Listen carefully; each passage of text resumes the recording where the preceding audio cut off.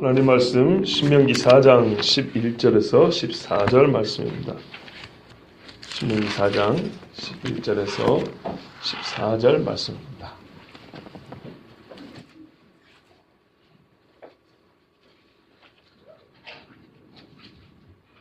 자, 우리 한 절씩 교동하시는데요. 구약 267쪽쯤에 있습니다. 신명기 4장 11절에서 14절 교도하겠습니다. 너희가 가까이 나와서 산 아래에 서니 그 산에 불이 붙어 불길이 충천하고 어둠과 구름과 흑암이 덮였는데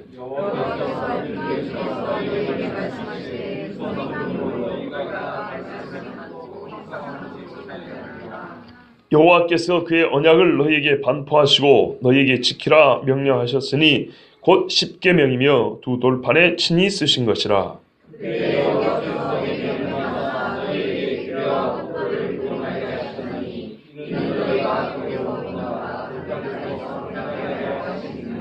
아멘. 기도하겠습니다. 좋으신 아버지 하나님, 오늘도 은혜 받을 만한 자를 부르시고 기도해야 할 사람을 택하시고 여호와의 말씀이 들려져야 할 사람들 이 자리에 앉게 하시니 감사합니다. 오늘 밤에는 마치 시내산 기슭에 서서 불길 중에 들려오는 여호와의 음성을 듣는 것과 같은 밤이 되게 하여 주시고 우리가 정말로 하나님 앞에 서서 이 세대의 말씀을 들을 수 있음에 기뻐하는 주의 종들, 주의 자녀들 되게 하여 주시옵소서. 주 하나님, 나는 종이지. 정말로 오늘 본문에서는 모세가 하나님의 말씀을 듣고자 하는데 저는 감히 비할 수가 없나이다. 다만 기록된 말씀을 기록하신 말씀 하나님의 마음 그 뜻대로 전하고자 하니 성령께서 이 종을 감화 감동하여 주시고 주 하나님께서 은혜를 주시옵소서. 예수 그리스도의 이름으로 기도합나이다. 아멘.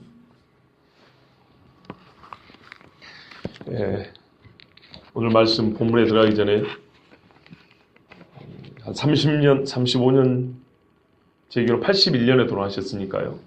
36년쯤에 돌아가신 영국의 유명한 강해 설교자였던 마틴 로이드 존스 목사님의 이야기를 짤막하게 하고 시작하려고 합니다.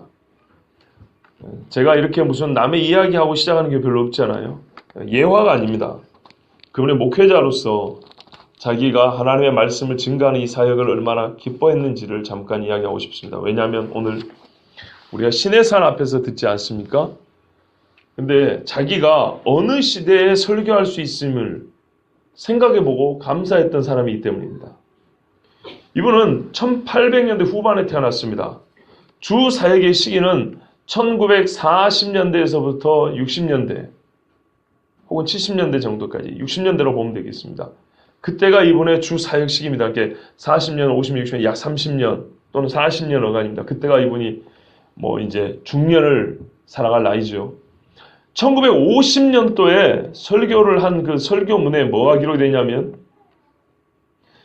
나는 오늘날과 같은 시대에 이 요한일서, 제가 오늘 요한일서 마지막 설교를 했거든요. 그러면서 이분의 설교집이 보고 싶었어요. 이 마지막 설교. 사실은 다른 때는 별로 그렇게 눈에 안 들어왔는데 그럴 때 있죠. 하나님이 왠지 보라고 하는 것 같은. 그래서 일부러 끄집어내가지고 이 마지막 설교는 이분이 옛날에 뭐라고 설교나 한번 보자 그러고 한번 봤거든요. 근데 지금 그 그분이 했던 설교가 기억나는 게 아니고 그 시대에 이 본문을 설교하는 자기 설교자 자신에 대하여 하나님께 감사하는 글귀가 있더라고요. 그게 지금 머리에 남아요.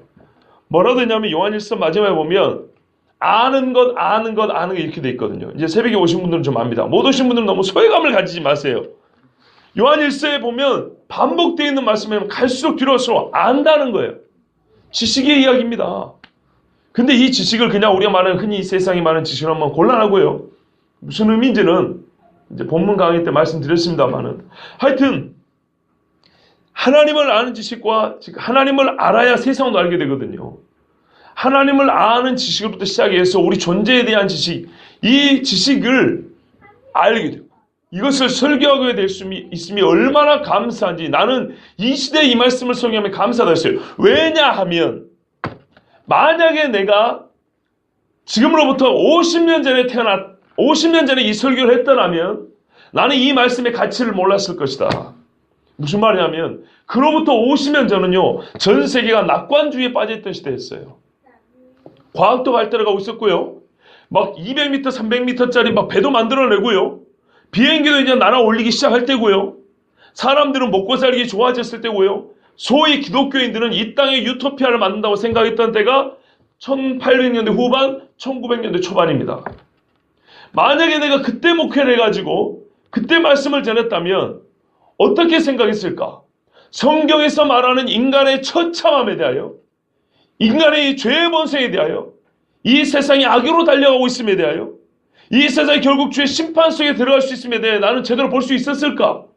그 시대 기독교인들은 뭐라고 생각하냐면요. 천년왕국이 우리가 사는 시대가 천년왕국이지 어디가 있어? 즉 주여 다시 오신다는 말을 잊어먹기 시작했어요. 왜요? 우리가 사는 시대가 너무 좋으니까. 그런데 1914년인가요? 뭐가 터졌습니까? 갑자기 생각 17년? 14년이죠. 1차 대전요. 17년인가요? 14년 맞죠? 그 다음에 37년에 뭐가 터졌어요? 2차 대전요.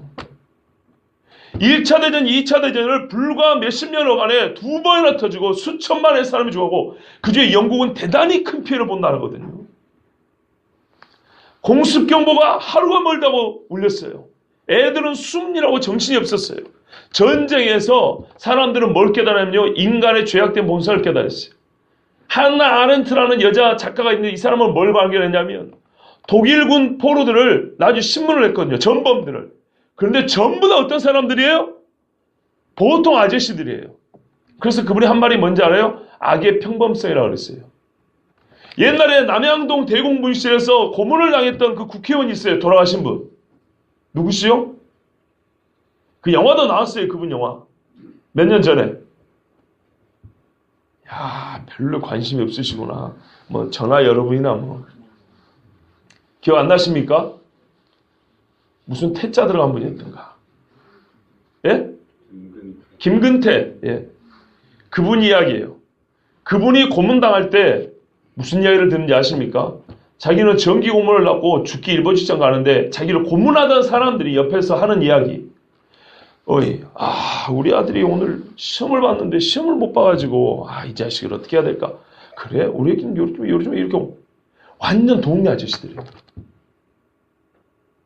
동네 아저씨들인데 와가지고 어떻게 해요?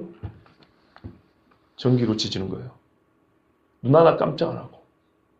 집에 가면 어이구 내 새끼 이런 똑같은 사람이에요. 이게 2차 대전 때 독일군 전범들이 보였던 모습하고 똑같은 거예요. 사람이 그래요. 무슨 말이냐? 만약에 우리가 이런 전쟁을 겪지 않았다면 나는 로이드 존스 목사님 그분이 본인이 의사였거든요. 돈벌이 잘하고 기독교 국가에서 그냥 자연스럽게 흡수되는 기독교 문화를 흡수해서 적당하게 교양적인 기독교 국가 사람으로 살아갔을 것이고 이 땅을 하나님이 보호하사 복주고 이렇게 생각했을 것이고 여호와의 말씀에 다가오는 심판과 임박한 진노에 대해서는 전혀 관심을 가지지 않았을 것이고 이 세상에서는 성령에 사로잡힌 자가 있고 악한 영에 사로잡힌 자가 있어서 늘 이 영적 싸움과 전쟁 중에 있다는 말을 나는 목사님은 듣지 않았을 것이고 그거를 심각하고 진지하게 입지도 않냐고 전파하지 않았을 것인데 내 젊을 때 두 번의 대전을 겪고 나니 하나님의 말씀이 정확한 걸 내가 눈이 열려 지각이 있어 깨닫게 되었고 이것을 이렇게 전하니 얼마나 감사한가. 즉 내 삶에 환난이 있음으로 말미암아 여호와의 말씀을 보는 눈이 생겨서 이것을 이 세대 사람들에게 전하게 되니 얼마나 감사한가 하고 설교자로서 자기의 이 소회, 이 감동, 감사를 기록해 놓은 글이 있었어요. 나는 이게 더 큰 감동이었어요. 제 자신도 그런 생각 많이 합니다. 지난 수요일도 그랬잖아요. 나는 왜 이때 태어나가지고 설교자가 됐는가. 한참 뭘 던져줘도 개떡같이 던져줘도 그냥 막 넙죽넙죽 받아먹던 1960년대 70년대 아니 그보다 더 옛날에 그때 왜 아니고 하필이면 아무리 잘 만들어 던져줘도 점수 매기는 시대.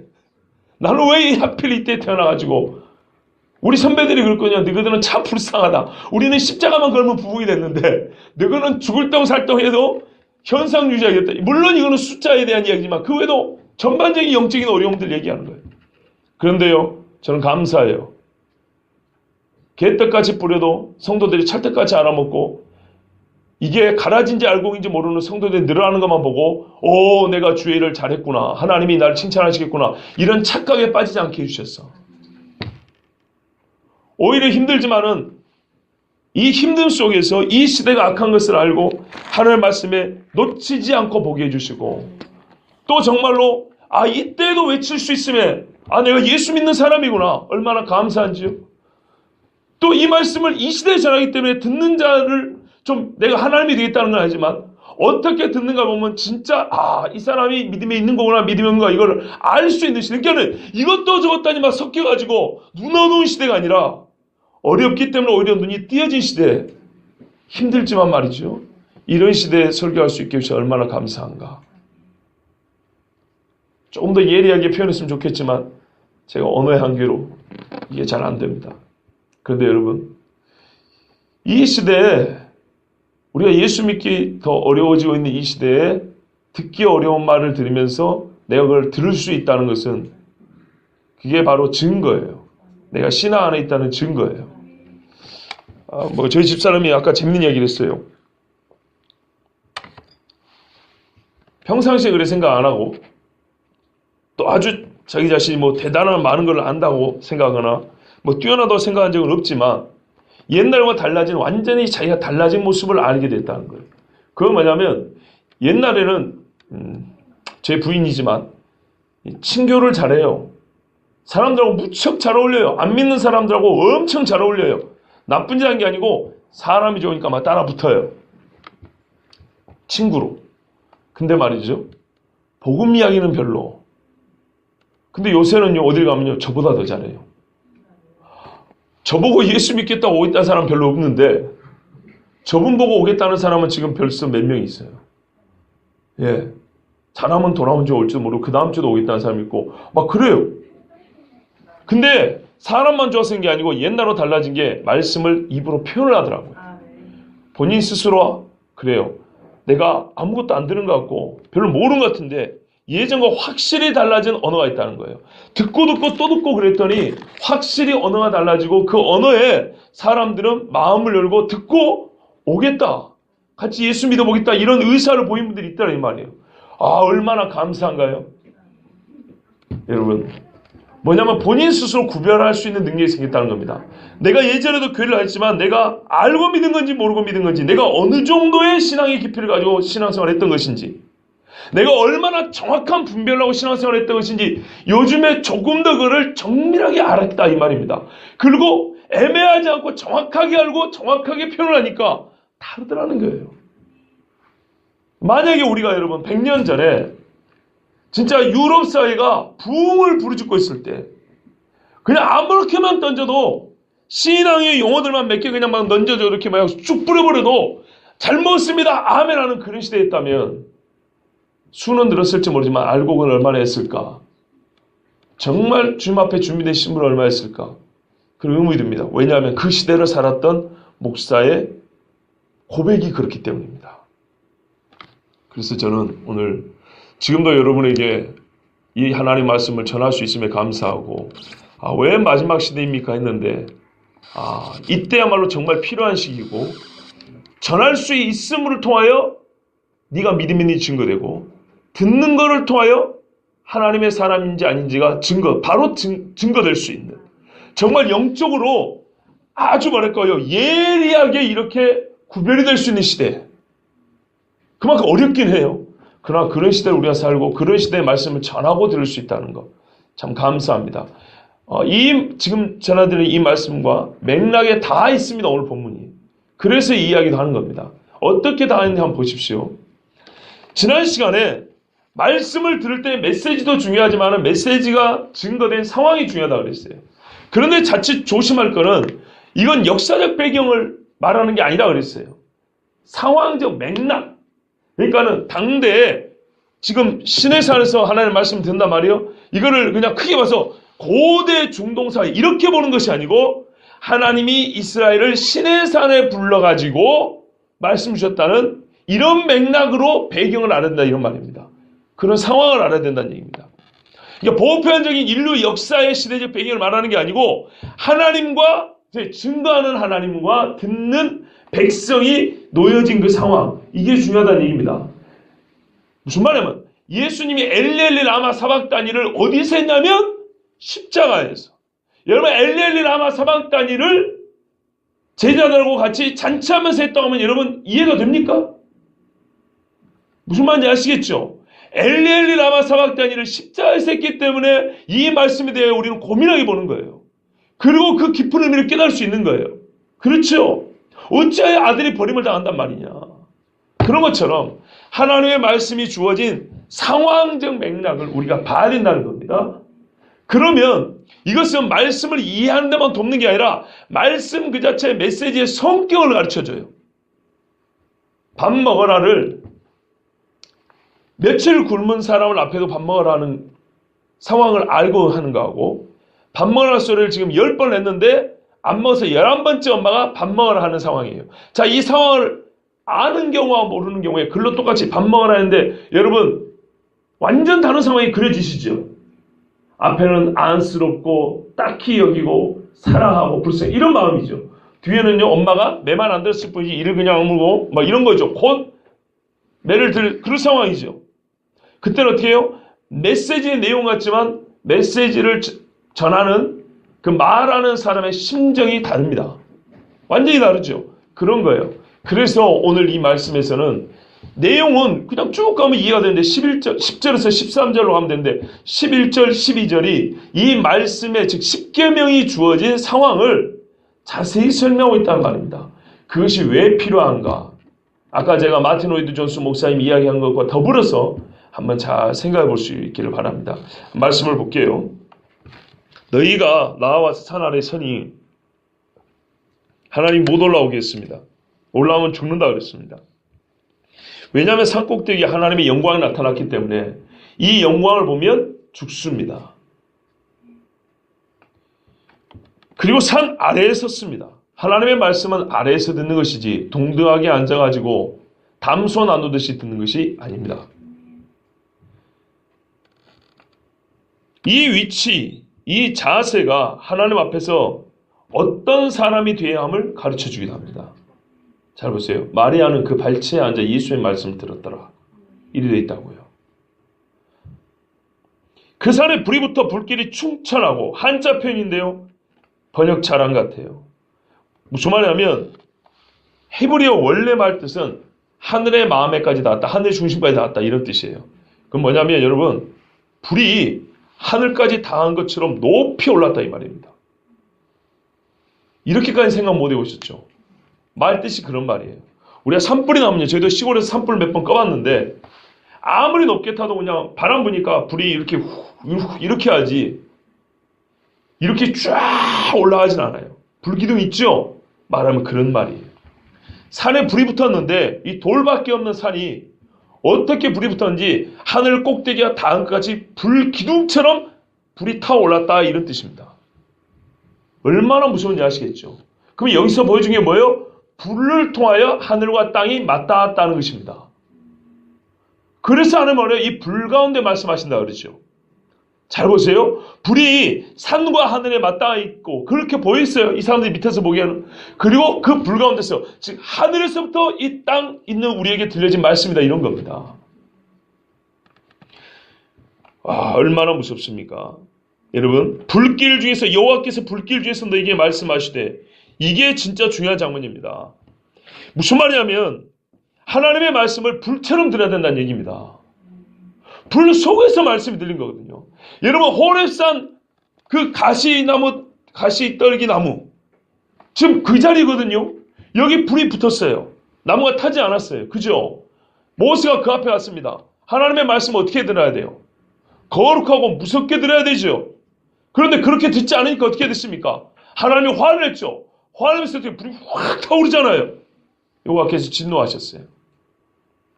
그거를 여러분 수억 배 확대를 한번 시켜보세요. 모세가 처음 하나님을 만난 것처럼 이스라엘 백성이 그 산에서 하나님을 만나고 있는 겁니다.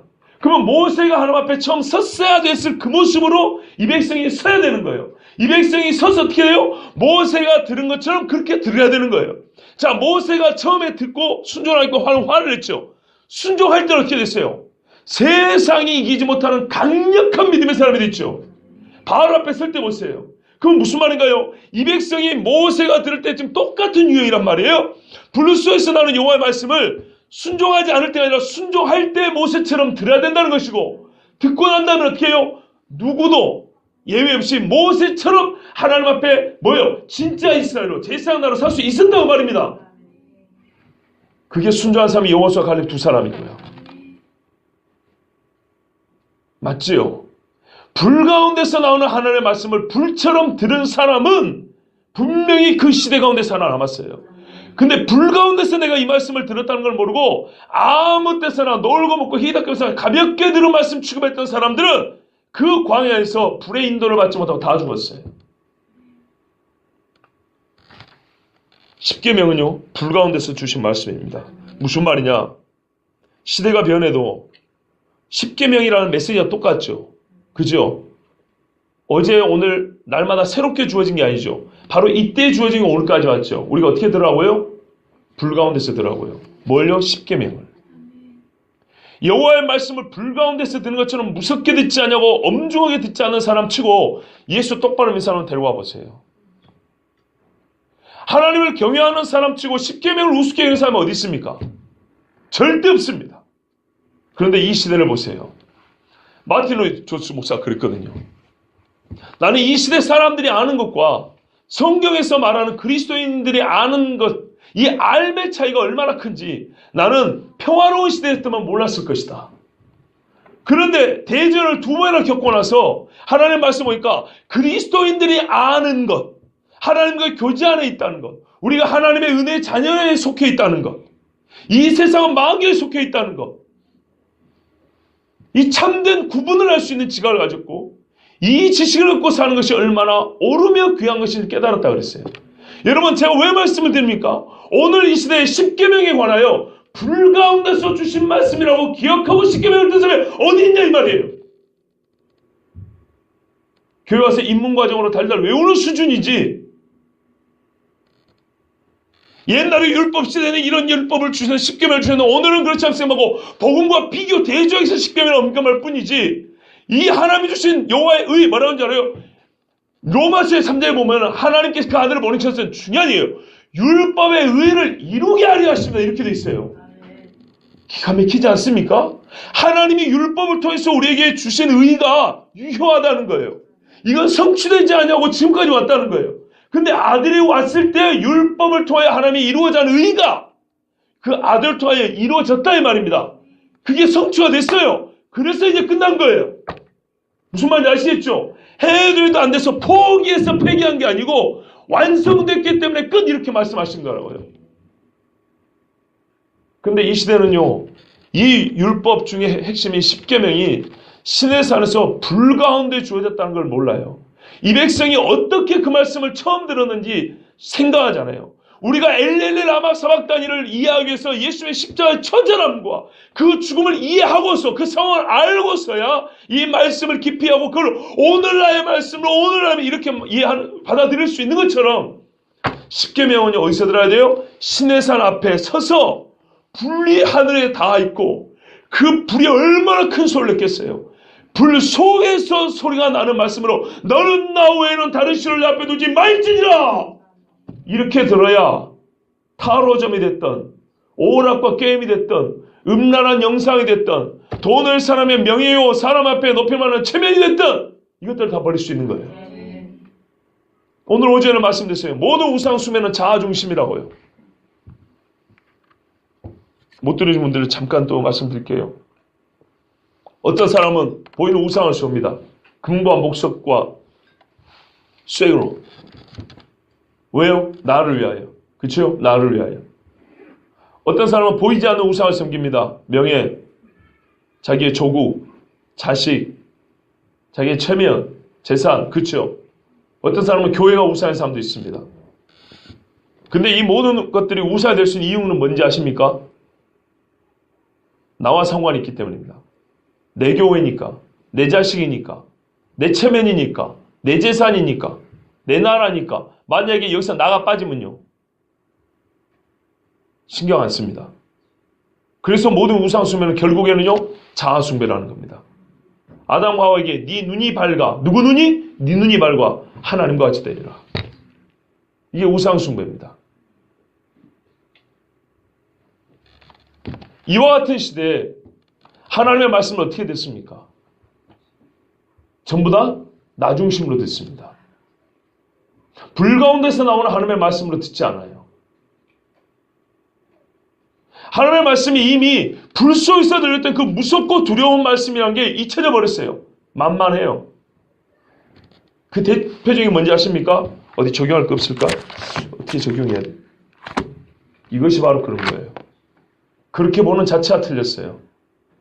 이스라엘의 필요가 있어서 하나님 앞에 하나님 우리에게 이 필요를 우리가 채워야 되는데 하나님 어떻게 해야 될까요? 하고 물어본 게 아니에요. 그들의 상황 여건 상관없어요. 주변에 우상숭배자가 있든지 없든지 상관없어요. 너희는 무조건 우상숭배하지 말라는 거예요. 그럼 무조건 나만 예배하라는 거예요. 옥중에 있든지 평온한 중에 있든지 애를 낳고 집에 있든지 나이가 들어 숨쉬기조차 힘들어서 병상에 누워있든지. 로렌스 형제라는 사람이 있어요. 그분은 약간의 신비주의적인 사람이라고 알고 있지만 뭐 그거는 차치하고요. 그분이 죽을 때 하고 있었던 게 있었어요. 옆에 사람들이 물었습니다. 형제님 무엇 하십니까? 그랬어요.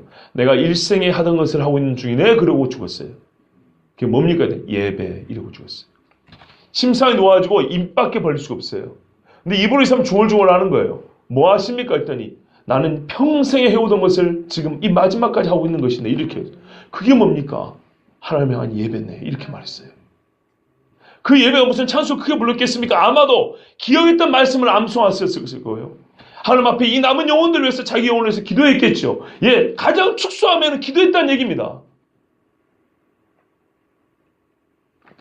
오늘날 시대 사람들이 상황과 무관하게 하나님께서 주신 절대 말씀을 절대적으로 지키는 이런 믿음이 별로 없어요. 그런데 하나님은 처음에 이 10계명을 절대적인 명령이었죠. 뒤에 보면 규례와 법도로 줬다 그랬죠. 이거는요, 일상의 우리의 판단 기준으로 줬다는 얘기입니다. 그리고 살면서 재판할 때 이 사람을 처벌할 때 즉 의인과 죄인을 가리는 법으로 줬다는 얘기입니다. 얼마나 이게 무서운 말씀인가 봐보세요. 말하자면 칼같이 줬다는 말입니다. 칼같이 쓰라고 줬다는 얘기예요. 근데 10계명을 어떻게 여겨요? 하나님 말씀을 어떻게 여기냐고요. 불 가운데서 들린 말씀으로 여기지 않아요. 아주 만만하게 봐요. 제가 이게 화가 나는 거예요. 정말. 예수 믿는 사람으로서 제일 화가 나는 것은 다윗과 같이 여호와와 여호와의 군대를 모욕한다 그랬잖아요. 여호와의 이름과 그의 말씀을 모독하는 걸 저는 그게 화가 나요.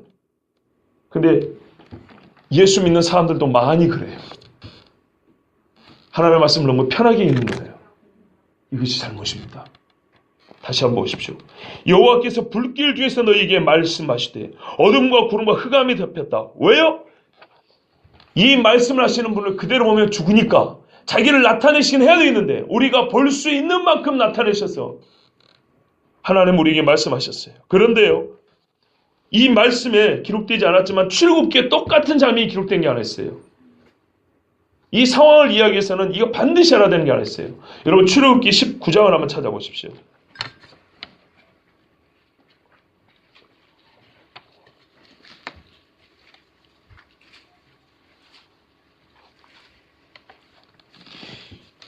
불이 하나님 말씀의 속성을 말해주는데 또한 이 불의 속성을 그 무서움을 뭐랄까요? 우리에게도 더 강조하면서 잊지 못하게 하는 또 다른 하나님이 사용하신 도구가 있었어요.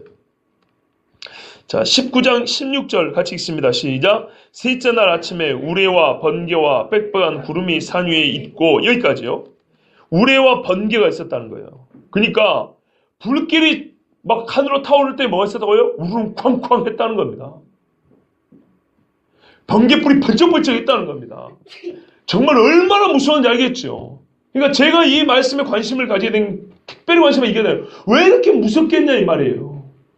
10계명은 어떻게 되라고요? 이렇게 들으라는 얘기입니다, 원래. 그리고 지진이 있었다는 말씀도 있어요. 지진. 그런데 여기 또 보세요. 구름이 산 위에 있고 그 다음에 시작. 나팔 소리가 매우 크게 들리니 진중에 있는 모든 백성이 다 떨더라. 아멘. 제 말이 맞죠? 어떻게 더라고요? 떨면서 더라고요. 떨면 안 되는데 믿음이 없었던 게 아니에요. 너희들 왜 떠니? 하나님 그렇게 한 게 아니에요. 일부러 떨면서 듣게 하시는 거예요. 에스라가 돌아와서 수문학 광야에서 이스라엘 백성들이 모여가지고 율법을 들 때에 큰 비로 말미암아 그리고 여호와의 엄중한 말씀을 말미암아 그 사람들이 떨었다 그랬어요. 떨고 나니까 뭐 했어요? 회개했어요. 하나님 앞에 회개로 작정하고 서명을 했다 이 말입니다. 만약에 떨지 않았으면 하나님의 말씀이 떨리는 중에 들리지 않았으면 무섭게 들리지 않았으면 안 해요. 이게 참 중요한 말씀인데요. 나팔 소리가 매우 어떻게 해요? 크게 들리니 이 나팔 누가 불렀을까요? 제가 이 질문하는 순간 여러분 빠른 분들은 번뜩하죠. 이 나팔 누가 불렀을까요? 사람이 분 것이 아니라고 봅니다. 명시되어 있지는 않지만 왜냐? 성경의 사람은 너희는 나팔을 부르라 그래요. 부르라. 너희가 부르라. 그래서 나팔을 불 때 이런 식으로 표현했습니다. 그런데 출애굽기에 이 시내산 앞에서는요. 특히 이 십계명을 받는 곳에서는 나팔을 사람에게 불라는 명령이 내려진 적이 없어요. 한 번도 제가 몇 번 없어요. 그걸 보면 그냥 들렸다 이렇게 돼 있어요. 자, 19절을 보세요. 나팔 소리가 점점 커질 때 여러분 사람이 나팔 소리를 점점 크게 부를 수 있을 것 같습니까? 어느 정도나 크게 부를 수 있을 것 같아요? 어려운 이야기죠. 나팔 소리를 계속 데려가지 않는 이상 그리고 200만 300만이 광야에 이렇게 있는데 그들이 떨 정도로 큰 나팔을 어떻게 불까요?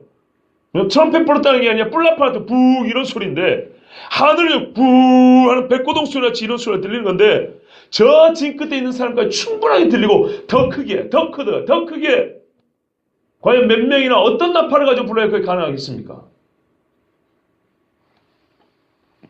그 다음에요. 20장 18절에 보십시오.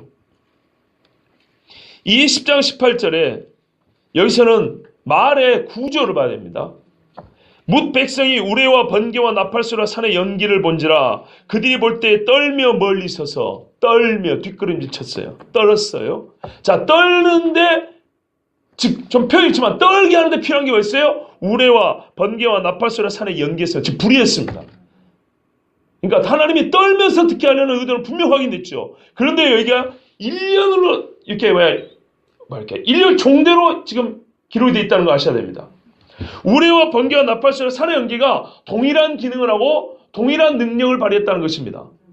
그렇다면 우레와 번개는 하나님이 만들고 나팔은 사람이 만들고 산의 연기는 다시 하나님이 만들고 그러지 않겠죠. 하나님 사람 하나님 이렇게 왔다 갔다 하는 게 아니라 전부 다 일관성 있게 하나님이 쫙 이렇게 있는 것이 보다 논리적이고 상식적입니다. 그래 봤을 때 이 나팔 소리는 진짜 천지를 뒤흔드는 하나님의 나팔 소리였다는 얘기입니다. 뭔가 신하고 연결되지 않습니까? 그렇지 않아요? 제가 그랬거든요. 나팔절은 무엇이냐? 예전에 말씀드렸어요. 나팔의 제일 기능은 소집이라고 그랬어요. 모이라. 두 번째는 전쟁이라고 그랬습니다.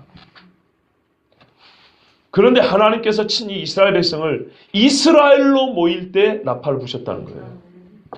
그러면서 이스라엘이 들어야 될 첫 번째 그 나라 왕 즉 이 나라 사람의 왕이신 하나님이 하신 첫 말씀 명령이 뭐예요? 이 나라 법이 뭐예요? 십계명이에요. 이 십계명 우습게 들을 수 있어요? 그래서 이전에 보지 못한 광경을 보여주셨습니다. 말하자면 이 이야기는 너희가 알아들을 수 있는 말로 들을지 모르지만 이 세상에서 만들어진 법이 아니라는 겁니다. 사람의 고안이나 성막이 사람의 고안으로 된 것이 아닌 것처럼 이 말씀이 주어진 다음에 성막의 식양이 주어집니다. 이 말씀에 이 땅에서의 모양이 주어진 겁니다. 그게 형체가 주어진 겁니다. 이 말의 형체가 성막으로 주어진 겁니다. 그 성막이 말하고 있는 담고 있는 메시지가 이 십계명 안에 들어있는 셈이고요. 십계명을 비롯해 율법에 들어있는 것이고요. 그 나라 왕이 그 나라 백성을 처음 모아서 말씀을 주실 때 이와 같이 엄중하고 무서운 광경을 펼쳐 보이면서 기존에 우리가 이 땅에서 아무리 대단한 것을 보았다 한들 애굽에서 아무리 큰 것을 보고 아무리 무서운 광경을 보았다 한들 그것은 어떻게 해요? 이 세상에 사실 온신에 불과하다. 온 실수에서 보고 드는 것밖에 안 된다. 그런 거예요. 너희는 지금부터는 이 세상의 법에서 나와, 이 세상 주관자에서 나와, 완전한 이 세상이 감당하지 못하는 완전히 새로운 말씀을 주실 수 있는 새로운 광경을 보여주시고 우리 귀에 들으신 이분의 세계로 들어가는 거예요. 이기 때부터 이스라엘이라고 부른 거예요. 그전에는 그냥 히브리인입니다. 히브리 족속에서 이스라엘로 되는 것은 바로 이 자리입니다. 그 이 자리에 히브리 이스라엘로 만들 때 주신 것이 그 선언이 십계명, 바로 시내산 언약입니다. 그래서 신학적으로 이때 결혼식을 행했다. 하나님과 이스라엘의 결혼식이 결혼식을 한 자리, 그 시간이 바로 여기다 이렇게 말을 합니다. 주여. 그런데 여러분, 말씀을 주신 그 상황을 무시하고 우리가 십계명을 볼 수 있겠습니까? 그리 봤다면 완전히 잘못 본 겁니다. 음성뿐이므로 너희가 그 말씀만 듣고 형상은 보지 못하였는가? 이스라엘 백성은요, 하나님의 임재도 보았고요, 말소를 들었지만 형상은 못 봤습니다. 역시 중요한 사실이죠. 하나님이 아무것도 안 보여준 게 아니고 자기 형상만 안 보여준 겁니다. 여기서 우리가 두 가지를 고려해 봐야 됩니다. 한 가지는 보여주신 임재의 현상, 그것이 아까 말씀드렸던 불기둥, 나팔소리. 왜냐하면 출애굽기 20장에는 나팔소리마저도 본 것이라고 이렇게 말하고 있습니다. 기가 막히죠. 네. 너희가 나팔소리를 본지라 이렇게 되어 있어요. 이게 지금 우리가 경험한 것들을 얘기하는 겁니다. 그러나 우리 인간의 지각으로 감지할 수 없었던 건 뭐냐면 하나님의 형상이었습니다. 왜 보여주셨는지에 대해요, 아까 말씀드렸습니다. 우리가 보고 산 현실이라는 것이 현실의 당합니다. 보이지 않는 현실이 있다. 그것은 훨씬 크고 더 무서우며 완전한 결단을 요구하며 그것은 하나님의 세계다고, 그 세계를 살아야 한다고 하나님은 우리에게 자기의 임재를 보여준 겁니다. 그런데 자기의 형상은 보여주지 않았습니다. 왜인가요? 너는 땅에 있고 나는 하늘에 있느니라. 이 결정적인 차이를 가르쳐 주신 겁니다. 그러면 어떻게 돼요? 우리 이 땅에서 완전히 우리가 감히 가까이 갈 수 없는 그 하나님의 말씀을 듣고 살 때 이 땅에 살죠. 그러나 보이는 이 땅의 법이 아니라 우리가 그분을 만났기 때문에 이 땅을 살 때 보이지 않는 세상을 살아가는 것처럼 산다 이 말입니다. 보이지 않는 세상의 그분을 현실로 만났기 때문에 이제는 우리가 기존의 현실을 생각했던 이 땅을 보이지 않는 그분의 현실로 우리 육체의 땅의 현실을 살아간다 이 말입니다. 그래서 보여주기도 하고 보여주지 아니하기도 하고. 그런데 이 경계가 무너질 수 있는 방법이 뭐냐? 보이지 않는 하나님을 보이는 형상으로 만들어버린 순간 이 경계가 없어져 버립니다. 무슨 말인지 아시겠죠? 초월의 세계와 물리적 세계의 경계 없어져 버린다고. 우리가 보이지 않는 하나님을 만들 때 뭘로 만듭니까? 영질로 만듭니까? 물질로 만들죠. 물질은 어디에 있는 거예요? 이 땅에 있는 겁니다. 이 땅에 있는 거로 땅에 속하지 않은 분을 만들면 어떻게 될까요? 그분은 거기 계신 분이 아니고 이제는 이 땅에 속한 자가 되어버립니다. 그래서 하나님은 만들지 마라 이렇게 하시면서 보여주지 않았던 겁니다. 여러분, 다 보지 못한 것은 들은 것이 다가 아님을 또 깨닫게 합니다. 우리가 큰 걸 들었거든요. 대단한 것도 들었어요. 그러나 하나님이 자기를 다 보여주지 않으신 것처럼 우리 인간에게 아직 다 들려주지 않았어요. 교만하지 말 것. 아무리 대단한 체험을 했고 하나님 눈앞에서 그의 말씀을 들었더라도 어떻게 해요? 너희 보고 뭐래요? 지키라 그랬지 그걸 자랑하라 하지 않았어요. 그 다음 말씀이 그렇잖아요. 지키라 그랬어요. 여러분, 시편 115편 3절에 오직 우리 하나님은 하늘에 계셔서 원하시는 모든 것을 행하셨나이다. 전도서 5장 2절에 너는 하나님 앞에서 함부로 입을 열지 말며 급한 마음으로 말을 내지 말라. 하나님은 하늘에 계시고 너는 땅에 있음이니라. 그런즉 마땅히 말을 적게 할 것이냐. 지난번에도 이 말씀을 들려드린 적이 있습니다. 하나님은 우리가 들은 바보다 훨씬 크시고 인간의 인식 능력으로 전체를 이해할 수 없는 분이심을 깨닫게 하십니다. 그래서 자기를 보여주지 않으셨습니다. 즉 이 말씀을 받되 그 말씀의 권위에 대하여 능력에 대하여 인간이 경계를 설정하지 못하도록 무한하신 하나님의 경계를 설정하지 못하도록 하나님 신이 이걸 막으신 겁니다. 그렇지 않으면 사람은 하나님의 말씀을 여러분 이런 엄청난 광경이 아니었으면 즉 만만한 광경에서 이런 말씀 들었으면 머지않아 이 말씀을 자의식대로 바꿔먹었을 겁니다. 그리고 하나님의 형상을 봤으면은 자기 마음대로 신을 만들어냈을 겁니다. 여러분도 한번 생각해 보세요. 지금까지 살면서 정말 잊지 못하고 그것만 생각하면 눈물이 나는 또는 그 일만 생각하면 너무 기분이 좋은 그 일만 생각하면 막 조심이 되는 그런 사건들이 하나씩 있죠. 아주 사소한 걸로는 이런 거 있어요. 내가 옛날에 뭐 먹다가 체해서 죽을 뻔했어. 그래서 나 그거 안 먹어. 그렇죠. 그 음식을 볼 때 먹고 싶은 마음이 있으면서도 왜 안 먹습니까? 그때 고생한 걸 생각했어. 맞지요? 그래서 이게 이제 정신적 질환이 되는 사람은 어떤 장소에도 못 가고요. 어떤 장면도 못 보고 이런 사람이 있지 않습니까? 그렇다면 하나님께서 지금 이 엄청난 장면을 보여주신 것은 우리로 하여금 십계명을 생각할 때 여호와의 율법을 생각할 때 보세요. 하나님의 전 존재가 저 하늘에서 밑으로 오신 거라니까요. 주여. 그래 한마디로 정리할게요. 하나님이 우리에게 자기를 보여주셔 육체를 입고 오셨잖아요. 구약식으로 말하면 육체를 입고 올 때도 있지만 육체를 입고 오지 않는 경우에 있어서 최고로 자기를 많이 보여주신 장면이라니까요. 자기가 하나님 자신을 이 땅의 사람들에게 보여줄 수 있고 들려줄 수 있고 느낄 수 있게 하는 최고의 방법들을 다 돌았고 지금 말 그대로 진짜 내려오셨다니까요. 내려오신 거라니까요. 내려오셔가지고 우리에게 꼭 해주고 싶은 말이 뭐였다고요? 십계명이었다고요. 그런데 우리가 십계명을 어떻게 듣습니까? 나 이게 정말 속이 상한 거예요. 그런데 이 마지막 시대를 살면서 보니까 정말 오늘 같은 이런 설교가 필요한 것을 느끼게 됐다 이 말이죠. 저는 로이드 존슨 목사님처럼. 나도 만약에 100년 전에 태어났으면 그냥 여러분 우리는 복음시대, 우리는 교회시대, 우리는 성령시대 이것만 외쳐 끝났을 거예요. 율법 던져버리고 구약은 다 던져버렸을 거예요. 근데 구약을 모르고서는요 다시 오실 줄도 몰라요. 얼마나 제가 이 진짜 엉망진창 시대에 태어나가지고 오히려 이 말씀 한 구절 한 구절이 얼마나 예리하고 우리의 지각을 깨우며 우리가 알아야 될 것들을 정말 뾰족하게 이렇게 찔러주는지 그거를 제 자신이 깨닫게 되고 전하듯이 얼마나 감사한지 몰라요. 여호와께서 그의 언약을 너에게 반포하시고 너에게 지키라 명령하셨으니 지키라는데 요즘에 율법 누가 지킵니까? 누가 십계명 지킵니까? 암송이라고 교회에서 대회 나가지 누가 지키냔 말이에요. 오늘 새벽에 오신 분들 말씀드렸는데 한 번 더 말씀드릴게요. 오늘 새벽에 우리 애기들 둘이 저한테 매를 맞았어요. 오랜만에. 다리 한번 거저보세요. 자국이 선명할 겁니다. 왜요?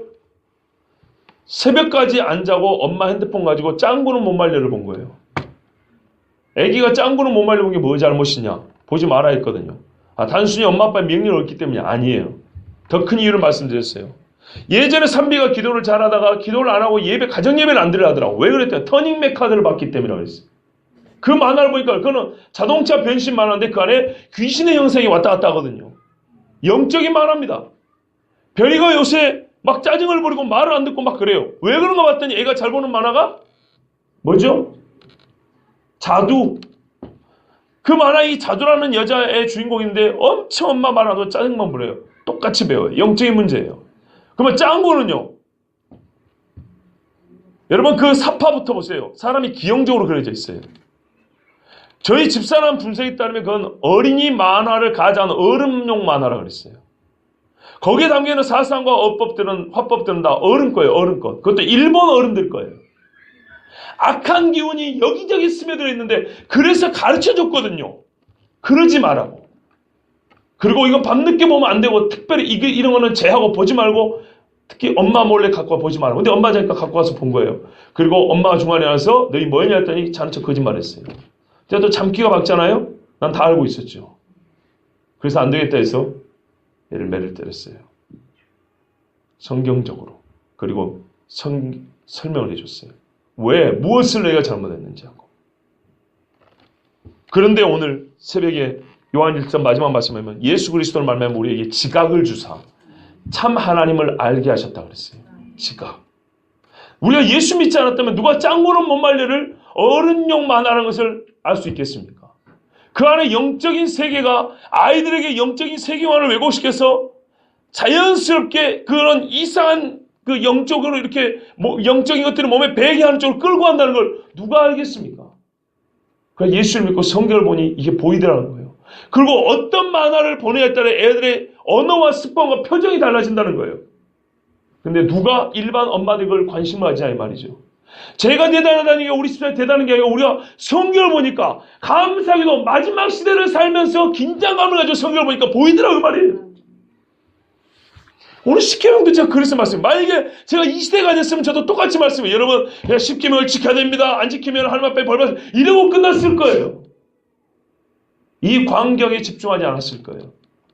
그런데 온갖 이집트의 잡다한 잡신이 다 들어있는 이스라엘이에요. 종교다원주의 우상숭배 습관을 온몸에 여기저기 덕적지 붙어가지고 나왔어요.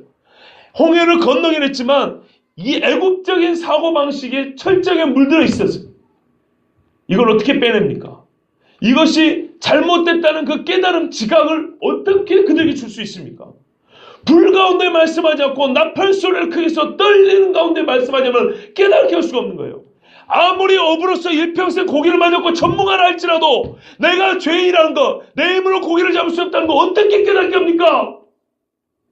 밤새도록 수고했지만 고기 한 마리 못 잡게 하시고 저 멀리서 오른편에 다닐 때 그물이 찢어지게 고기가 잡힐 때 고기가 맛있어 기쁜 게 아니고 베드로는 떨었어요.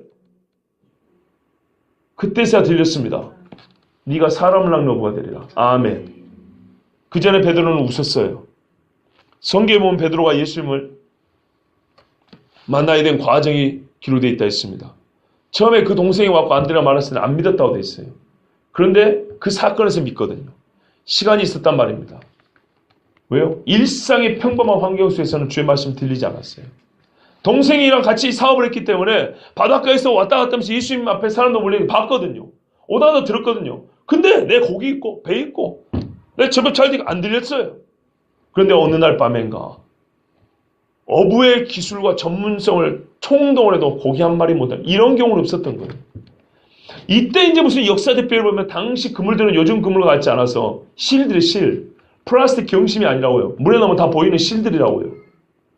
그리고 이런 실들이기 때문에 비늘을 이렇게 하거나 이렇게 뭐랄까 가시 이렇게 긁히면 끊어져요. 그러니까 밤에 그물 쳤고요. 안 보일 때 아침에는 끊어지는 꼬매야 돼요. 플라스틱보다 잘 끊어지니까. 요즘 나오는 공장에서 나온 것보다 잘 끊어지니까. 그런데 아침에 이거 좀 씻고 꼬매고 잠자야 되는데 안 그래도 기분 나빠 죽겠는데 예수님이 던지라고 그랬지 않습니까? 그래서 그 뉘앙스가 그대로 드러나잖아요. 정말 기분 나쁘다. 나 자존심 상한다. 그런데 뭐 사람도 막 그래 그럼 말씀 의지에 한번 던져볼게요. 이러고 갔더니 세상에 그 낮에는 그물 자체를 안 친단 말이에요. 다 보인단 말이에요. 그런데 거기가 고기가 들어와갖고 찢어질 정도로 했단 말이에요. 여러분 만일 이런 일이 아니었다면 베드로가 어떻게 주님 앞에 나왔겠습니까?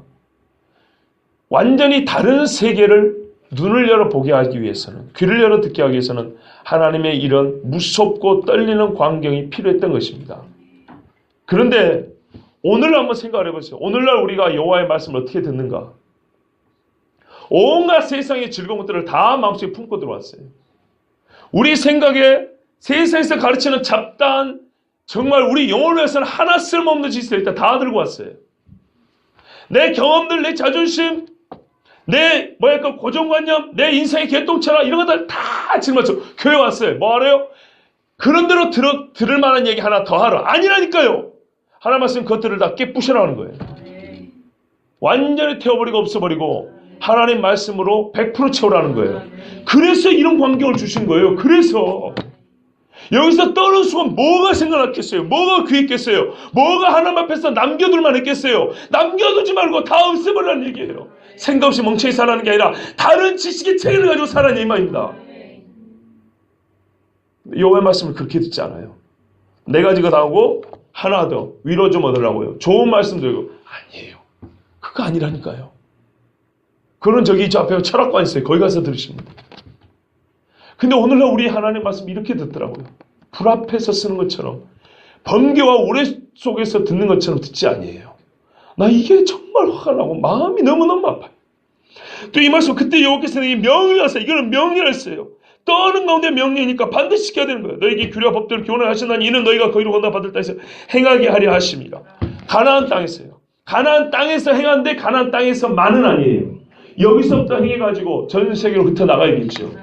그리고 여기서 왜 행하게 하십니까? 이 땅에 들어온 것도 기가 막힌데, 기가 막힌 이 사람들이 행하고 사는 거 보니까 더 기가 막힌 거예요. 그때 우리 앞에 읽었던 7절 8절 말씀 있죠. 너희만큼 여호와께서 그 기도를 들은 백성이 어디 있으며 공도로 그 공의의 말씀을 듣고 살아가는 백성이 어디 있느냐. 사람들이 여호와의 공의의 말씀을 듣고 살아볼 때 너희를 큰 나라 백성이라 일컬으리라. 하나님의 영광을 이 말씀을 주신 거예요. 세상 사람들이 이 가나안 땅에 바로 접경을 이렇게 국경선을 맞대고 사는데도 불구하고 바로 가나안 건너 사람들인데 이렇게 다를 수가 있나? 같은 세상 사는데 완전 다른 세계를 사는 것 같은 이런 사람이 있을 수가 있나? 그렇게 보이게 하려고 했다는 거예요. 보여주기만 한 게 아니라 이방 사람들도 보고 깨달을 수 있을 정도로 완전히 다른 진짜 이스라엘을 만들려고 하나님의 말씀을 주셨기 때문에 이 광경이 필요했었다 이 말입니다. 그리고 필요만 한 게 아니고 이 광경 자체가 하나님 말씀의 성격이고 하나님의 속성이라고요. 하나님은 그 나라 백성을 만들 때 처음에 어떻게 해요? 풀무불에서 연단한 것 같이 그랬어요. 실제로 불 가운데서 말씀하셨어요. 불 가운데서 들리는 말씀을 듣지 않은 사람은 처음부터 이스라엘이 아닌 겁니다. 그래서 한 가지만 더 보겠습니다. 이 말씀을 지키라 명령하셨는데 그게 10계명이고 2돌판을 쓰셨다 그랬어요. 그런데요, 우리 말씀에 보면 어떻게 쓰셨다 그랬죠?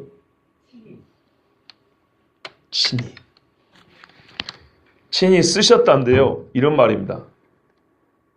친히 새겼다 이런 말입니다. 성막을 지을 때 도장처럼 새겨라 이렇게 돼 있어요.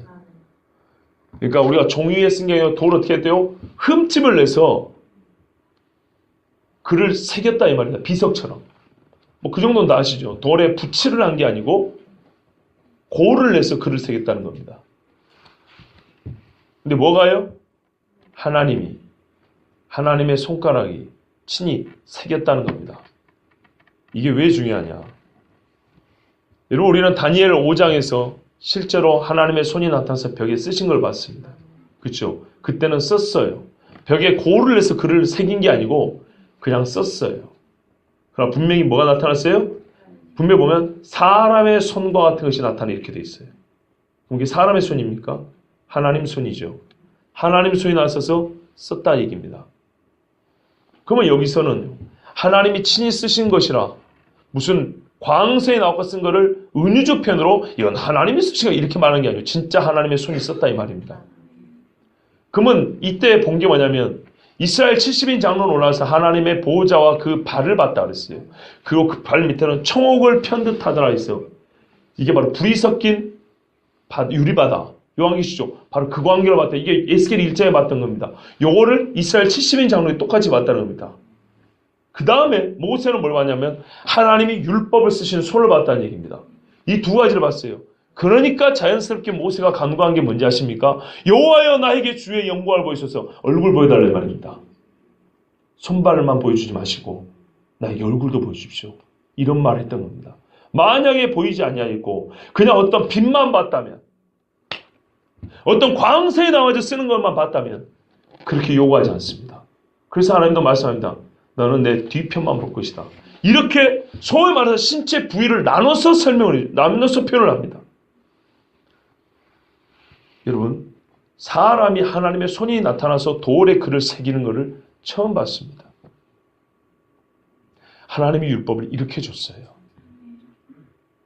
최신의 공법이 나오기도 전에 하나님의 손가락이 그 능력의 손이 그 두 돌판을 그어서 고를 내서 글을 새겼어요. 그때 모세는 얼마나 그 엄청난 광경에 압도되었고 하나님이 그 글을 새겨준 그 장면 자체가 얼마나 영광스러운지 모세 얼굴은 빛이 났다고 되어 있어요. 두 번째 돌판 새길 때 말이에요. 제가 오늘 여러분에게 전하고자 하는 말씀의 요지를 잘 아실 거라고 생각합니다. 이 말씀 지난주에 들었기 때문에 제가 이 정도만 말씀드리면 충분히 다 이해하셨을 거라고 생각합니다. 이제 이해를 넘어서 정말 하나님께서 오늘 이 말씀 주신 이유를 저와 여러분 다시 한번 생각해 봐야 한다고 생각합니다. 요즘 시대는 여호와의 말씀이 많이 들려지는 시대라고 말할 수 있습니다. 왜냐하면 옛날에는 녹음 기술도 없고 녹화 기술도 없었는데 요즘에는 녹음하고 녹화해서 반복하여 들을 수 있고 여기저기 찾아다니면서 들을 수 있고 볼 수 있고 그렇습니다. 그런데 그럴수록 여러분 화면에서 보이기 때문에 얼마나 만만하게 들리는지요. 물론 사람을 통해서 나온 것이긴 합니다만은 우리 기본적으로 하나님의 말씀을 듣는 태도를 보세요. 틀어놓고 빨래하고 이것저것 다 합니다. 하나님 앞에 드릴 예배를 드리고 추가로 그런다면 이해할 수 있어요. 예배하지 않냐고 그걸로 소위 말해서 땡치는 겁니다. 퉁친다고 할까요? 이런 겁니다. 그리고 아무렇게 만만하게 좋은 연설이나 듣는 것처럼 그렇게 하나님 말씀 듣는 경우가 많고 훌륭한 종교 경전 하나 내가 마스터했다는 그런 식으로 성경을 읽는 경우가 많고 신학생들도 하나님의 어미하신 말씀을 않고요. 분석의 대상, 해석의 대상으로만 하나님의 말씀을 보는 경우가 너무너무 많습니다. 그런데 교회가 망조가 되는 이유는 다 거기에 있습니다. 하나님이 우리에게 알게 하신 지식들은 그 지식의 탁월함과 영적인 훌륭함뿐만 아니라 그 말씀을 우리 마음에 새기고 들리게 하는 또 다른 방편들과 함께 했다는 것입니다. 그것이 바로 우레와 번개와 불기둥이었고 이 산이 떠나갈 듯한 나팔소리, 사람들이 떨지 않고는 들을 수 없는 그런 하나님의 우리의 심정을 울리는 그런 방편들이 함께 말씀과 함께 주어졌다는 겁니다. 무슨 말이냐면 10계명은 그것들을 빼고는 10계명답게 들리지 않았다는 얘기입니다. 그런데 오늘 우리는 그 말씀도 똑바로 듣지 않으려 할 뿐만 아니라 그 말씀을 우리에게 전해주었던 거룩한 방편들은 아예 제껴버립니다. 그러면서 오히려 쓸데없는 역사적 배경을 이렇게 자랑하면서 당시 시대가 어쩌고저쩌고 이런 헛소리만 하고 있습니다. 그것들은 여호와의 말씀을 말씀답게 듣는데 아무 소용이 없습니다. 진짜 하나님이 주신 그 말씀을 들리게 하기 위해서 주신 하나님이 만드신 그 역사적 상황, 바로 그 장소, 그 시간, 그 사건, 여기에 대해서 우리가 더 많은 관심을 기울여야 되겠습니다. 근데 이것을 제 자신도 깨닫고 이 시대를 보니까 과연 필요하구나. 로이드 존스 목사님의 말씀 들으니까 이것을 이 작은 종이 깨닫게 하시고 이 시대에 전하게 하신 것은 진짜 이 시대에 필요했기 때문이고 내가 이 어려운 시대에 태어나서 이 말씀을 좀 부족하지만 전할 수 있게 해주셔서 감사합니다. 그런 마음입니다. 여러분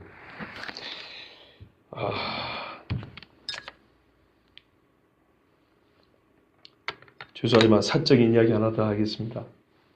제가 얼마 전에 두란노 출판사에서 그 설교 강해 원고를 한번 써보겠냐는 제의를 받았습니다. 우리나라 기독교 출판계 1위가 두란노입니다. 그런데 그 제의를 받고 나서 제가 별로 그렇게 기분이 좋지는 않았어요. 왜냐하면 결국에는 서로 안 맞을 거라는 걸 뭔가 짐작을 했기 때문입니다. 그래서 조금 시간을 두고 의사타진한 다음에 어떻게 해야 되냐고 그전에 했던 거, 그 책에 냈던 거 한번 보여달라 해서 몇 개 샘플이 왔어요. 알았다고 저도 3편의 강의 설교를 보냈습니다. 제가 다시 써서 보낸 거예요. 다른 거 하나도 안 보고 괜히 또 이상한 이야기 할까봐. 그래서 보냈는데 양이 조금 더 많아요. 근데 그렇지 않고는 별 의미가 없을 거고 또 저와 함께 일하자고 안 할 것 같아서 안 할 것 같아서 어차피 같이 못 할 거면 한 번의 기회에 할 이야기라도 좀 하자고 그들을 훈계한 게 아니고 말씀을 좀 이렇게 곧써 보냈어요. 근데 그 원고를 검토한 후에 결국에는 거절의 의사가 전해져 왔습니다. 처음부터 의도가 좀 달랐던 것 같아요. 저는 목회자를 위한 글인 줄 알고 그렇게 듣고 썼는데 나중에 돌아온 대답은 성도들을 위한 건데 이러면서 거절을 했어요. 그래서 약간의 인식의 차이가 있었다. 그거는 인정하겠어요.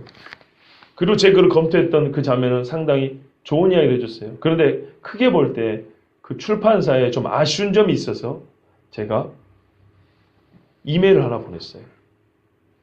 강해 설교를 해달라고 분명히 그렇게 말을 했다.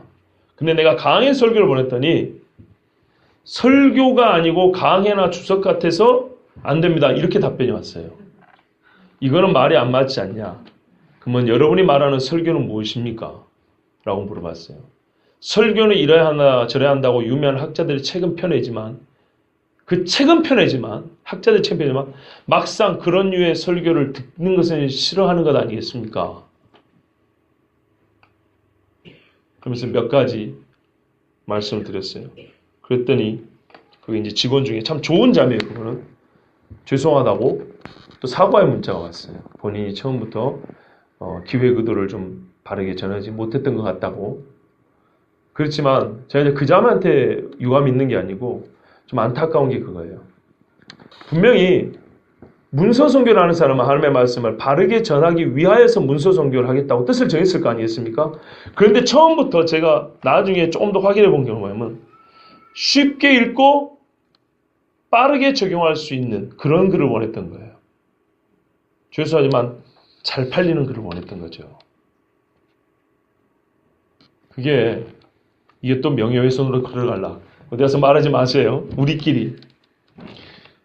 이게 대한민국 기독교 출판계의 모습입니다. 참모습이라고까지 하면 전체를 다 말하는 것도 그렇고, 그러니까는 단면입니다.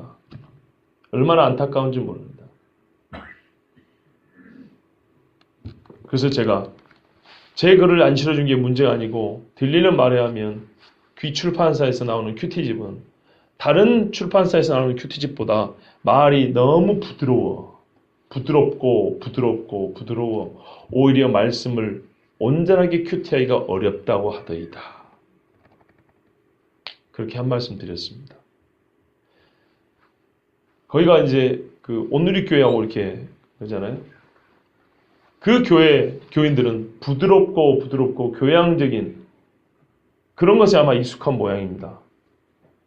그래서 출판사에서도 말들을 그렇게 쓰는 것인지 그런 글들만 모은 것인지 주로 그런 거예요. 여러분 알다시피 그래서 제가 책을 많이 사는데 거기 출판사 책은 거의 안 삽니다. 어쩌다 한 곳이 삽니다. 왜냐면요. 지나치게 부드러워 말씀의 참맛을 느낄 수 없기 때문입니다. 바로 그 이야기입니다. 불 가운데서 들리는 말씀에서 불을 빼버리면 부드러워요. 들을만해요. 높은 산에서 들린 것이 아니라 평지에서 서로 마주보고 하면 부담 안 된다니까요. 그런데 그거는 이제 버려야 할 시대입니다. 잘못됐습니다. 로이드 존스 목사님이 했던 말이 그 말이에요.